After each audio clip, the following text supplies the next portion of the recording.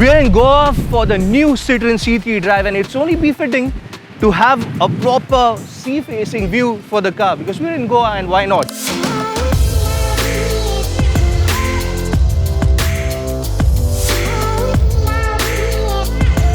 And this car is beautiful. I've liked it. It looks like the smaller version of the C5. It's like, I was joking around with somebody yesterday, it's like someone took the Reagan from Honey, I Shrunk the Kids and shrunk the C5 and made the C3. But unlike the C5, the C3 is made in India. C5 was not. So this car is designed around Indian market, the climate, the roads, everything. The C5 had an amazing amount of suspension travel, and because of which the car was beautiful on the road.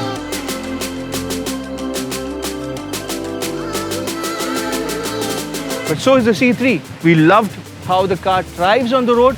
We also love the air condition on this car. It's amazing. On setting 1, we were being chilled to our bones, and it's summer. It's hot, it's humid in Goa. In spite of that, we were very comfortable at fan speed 1 with the low setting on the air condition. So it's beautiful with the respect of AC or what they've done to the air condition here. With respect to the looks, I did mention it looks somewhat like the C5, but there are a lot of subtle changes. The front grille is different as compared to the C5. It's much more narrowed down, but the signature Citroën logo embossed into the whole front hood looks really neat. The new DRLs here are split into 2. So you have one going up here, and there's another one that splits down to give you a nice wide-fork view. You don't have the halogens or LED lights here. They are normal conventional lights. I believe they have done that to keep the cost factor a little low. And then you do have here the halogens here.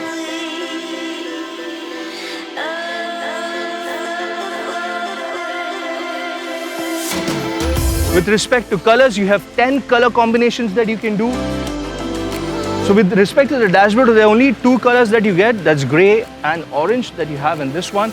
But otherwise, there are 70 other customizations that you can do, including the trims here, the mirrors, the roof rails. Everything that you see can be customized. Even the rims can be customized. There are 3 different rims that you get from the manufacturers. So there's a whole lot of customization that you can do. You can go to the dealership or you can do it on their website. You can order the car directly off the website like you'd probably buy something off Amazon. That's a neat thing. Everything around the car is customer centric, from the drive to the way it feels, the way it's designed. And so far, 50 kilometers is what we've driven, but we've fallen in love to some extent with the C3.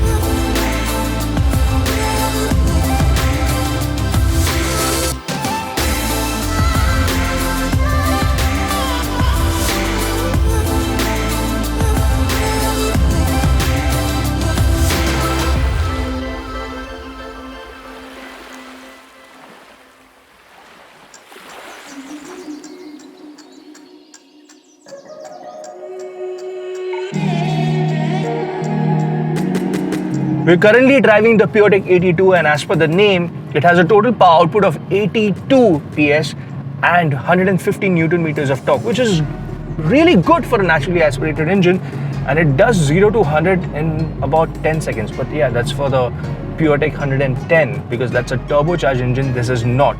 So this might do around 0 to 100 in about 12 seconds, which is still really good and as compared to the nearest competition. Any which ways, I love the engine.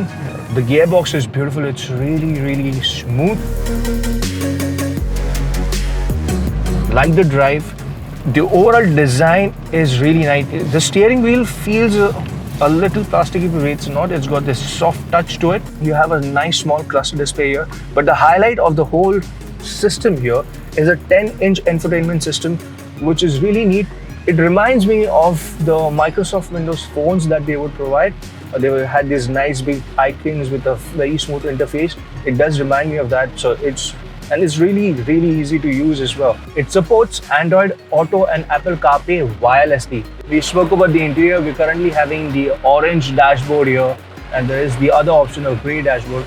I love, it's not a dual tone, it's a 3-tone interior. We have this orange hint here, the black on the top, and there's a slightly brushed out aluminum feel out here. So it has a very nice feel. Very rare to see in a production car. This is something that you normally find in a concept car. The vents are really, really well designed. they're very functional. They don't just look good, they're functional. The knobs here with respect to your aircon, temperature control, your speed, and your vent settings, they are all integrated in a way where they fit in properly. They look nice, they're minimalistic, but they really look nice with this chrome detail on top. They're really, really nice. There's a phone holder here, and there are enough storage pockets everywhere. So you have sections here, and there are also storage sections here. There's a storage section right underneath the handbrake as well.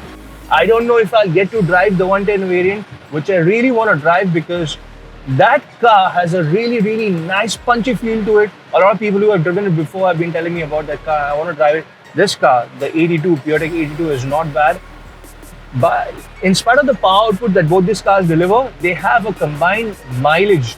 The PureTech 82 has 19.6 kilometers to a liter, and the PureTech 110, which has a total power output of 110 PS and 190 Newton meter torque, still delivers an average of 19.4, which is really good in this segment. For the kind of performance this car has, not bad at all. The seats are really good, well designed, they're well cushioned on the sides. They have good under thigh support. There's good backrest support. There's sort of a bucket seat sort of a layout, but they're not bucket seats, but they give you elevation, so you're nicely sitting here. The headrest it's not movable. Somehow they have only 4 speaker systems here, and we tried out, they're not really bad. Let's switch to the back seat and quickly talk about how the rear feels. Now we've been driving for some time, but it's also important to understand how comfortable are your family members or your friends going to be on the back seat. Now, one of the things that a lot of manufacturers miss out at the set price point that the cars that they deliver, or in this segment now, they call it a hatchback. This looks like an SUV, but it's not. It's a hatchback. Most of the manufacturers provide bench seats at the back, but then there's no under thigh support, and that is what Citroën has thought of. There's good amount of under thigh support for the rear passengers as well. So longer journeys, it's going to be very comfortable, and because there's a nice flat floor at the bottom here, my feet can rest nicely, comfortably underneath the passenger seat in the front, or even the driver's seat if I'm sitting right behind the driver. Now this car seat setting, as per my height, I'm 6 feet tall.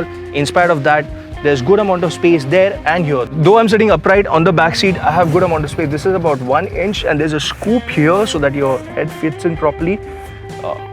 It's comfortable, but quite honestly, if I'm going on a longer journey, I'm not going to sit upright the whole journey. I will slouch down, lean on the side. So it's a good space to be in.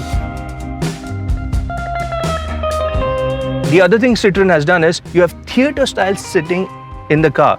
So the rear seat is actually 20 millimeters higher than the front 2 seats, because of which you feel that you're sitting a little taller. You don't feel claustrophobic.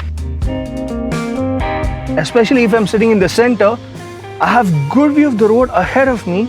There's good view on both the sides, and I still have space for 2 people at the side of me with leg room here at the back. So it's very well thought of.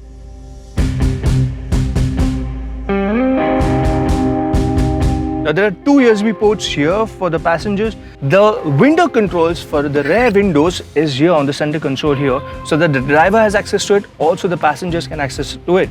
Now there's a reason why they have probably done it, and me and Devanshu, when we were talking about it, we were discussing as to why that could have happened. Now you can give either 4 buttons where the driver can control all the 4 windows, but if you take out 2 buttons from there, place them in the center here, and eliminate the 2 buttons here, you have saved costs.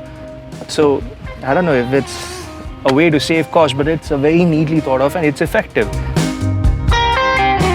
Even if there were people of my size sitting here, like 3 people, I think they could manage, but yeah, average size people could do it fairly more comfortable. The Citroën C3, despite the form factor, has a decent boot space of 315 liters. So you can easily accommodate around 4 cabin luggages, or in this case, as we have added 2 cabin luggages, which we have personally carried, and also our equipment. So there's decent amount of space when it comes to you or your family who needs to travel with their luggage.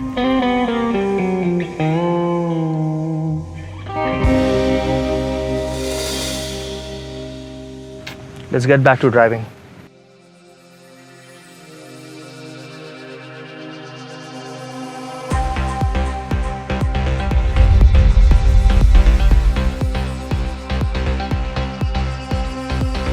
We are now driving the C3 110 or the PureTech 110.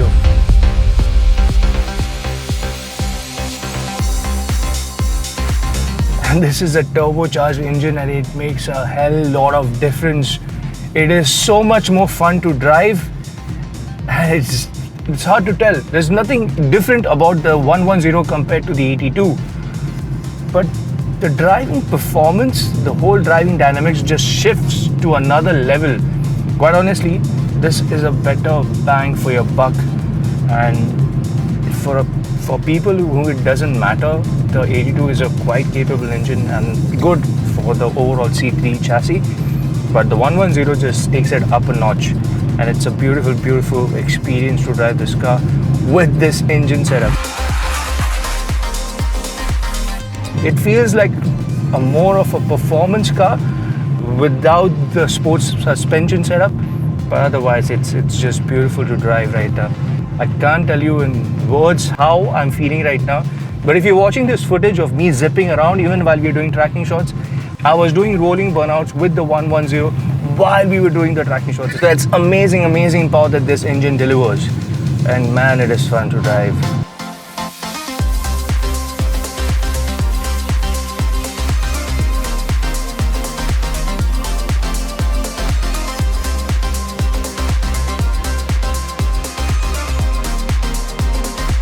It was fun driving the PureTech or the C3 PureTech 110 despite the weather conditions here. It's difficult to shoot out here, it's because it's drizzling, so I want to finish this up as quickly as possible before it starts pouring again. But this is a more fun to drive car as compared to the PureTech 82. The C3 PureTech 82 is because of the turbocharged engine on the PureTech 110. It gives you a better oomph for your money, which is 110 PS of power and 190 Newton meters of torque at a mere 2000 RPM. So that's amazing amount of power delivery that this car delivers. Despite that, it still delivers a mileage of 19.4 compared to the PureTech 82, which is 19.6. So that's 0.2 difference. I don't know how they have done it, but they have. It's a beautiful car to drive. Overall, it's exactly the same, only the engine changes.